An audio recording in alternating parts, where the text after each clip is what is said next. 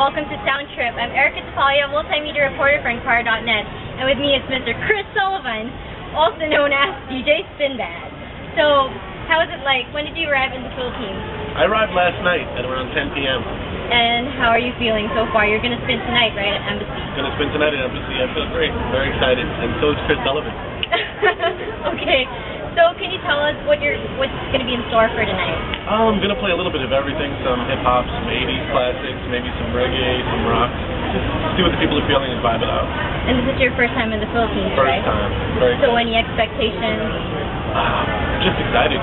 I've heard so many good things about Philippines, about Manila, and about the club, too, in particular. So it's going to be cool. Okay.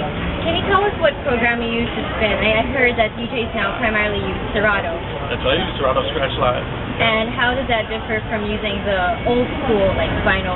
The only way it differs is I can bring more music with me, so I can be prepared for a lot more situations. I'm still manipulating vinyl in the same way. It's just the Serato vinyl is controlling the songs on the computer. Okay.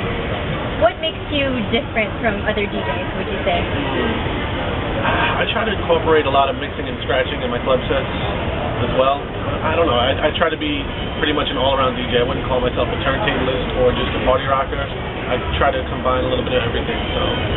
So that's what makes you different? I think so. Okay.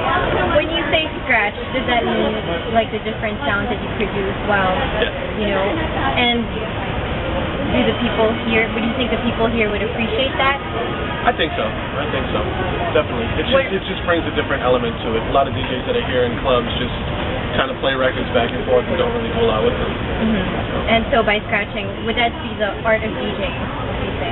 I think so, but I mean, being that I'm in the Philippines and most of the most incredible DJs that I know from America are Filipino, I'm sure they've seen everything that I'm going to do anyway. It's just I'm hoping to bring something different to it. Okay. You spin primarily hip-hop, am I right? A little bit of everything. I'm on 2 different radio stations in New York. One is a top 40 format, and the other one is more hip-hop, R&B, urban. So I wouldn't just pigeonhole myself to being a hip-hop DJ, because I listen to everything. So I like to kind of touch on every genre a little bit. So seeing that, you did mention it's pretty interesting that most of the foreign DJs in America are Filipino. So what would their style be? Well, most of the turntablists, most of the really good DJs that I look up to in a turntablist fashion a lot of them are Filipino, yeah. I mean, as far as Q-Bird, all those guys.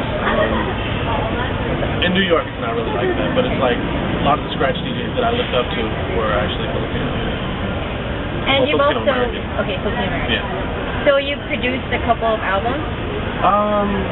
No, I've done tracks on different records, but I'm looking to produce my own album hopefully this year with different artists on my own production.